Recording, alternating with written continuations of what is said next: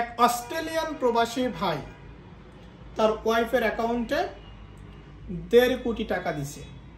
তার ওয়াইফকে সে প্রচণ্ড ভালোবাসে। তার ওয়াইফ হচ্ছে বাংলাদেশে।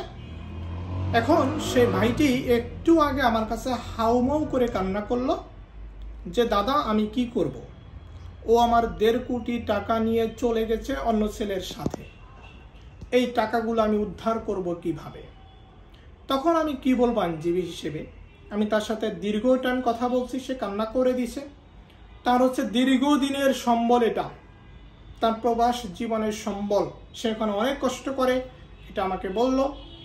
তো দেখেন, আপনি বিদেশ থেকে যখন আপনার ওয়াইফের, আপনার ভাইয়ের বা আপনার বোনের অ্যাকাউন্টে টাকা পাঠান, আপনাকে বুঝতে হবে যে কোনো সময় তারা পোল্টি মারতে পারে। নিজের আর্থিক যে সেফটি রয়েছে, অর্থনৈতিক যে নিরাপত্তা রয়েছে, এটা আপনার নিজেকে বজায় রাখতে হবে। আপনি আপনার ওয়াইফকে টাকা দিচ্ছেন, আপনাকে বুঝতে হবে যে আপনার ওয়াইফ কেমন ধরনের। আপনার ওয়াইফ যদি চলে যাবার মতো হয়, আপনার ওয়াইফের সাথে যদি ঘন ঘন আপনার ঝগড়া লেগেই থাকে, আপনার ওয়াইফ যদি আপনাকে না বুঝে, তাহলে আপনি সেই ওয়াইফের অ্যাকাউন্টে কেন টাকা দিবেন? দেখেন, ওয়াইফের অ্যাকাউন্টে টাকা দিচ্ছেন, টাকা উঠানোর কোনো উপায় নাই।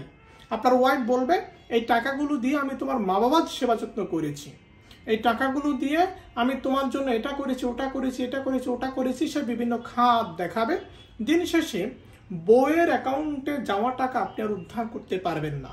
যেহেতু প্রবাসী ভাইরা আমাকে ভালোবাসেন, আমিও প্রবাসী ভাইদেরকে ভালোবাসি, আমি বলবো যে ভাই, আপনারা টাকা পাঠান, কোথায় পাঠাচ্ছেন একটু বুঝে শুনে পাঠাবেন।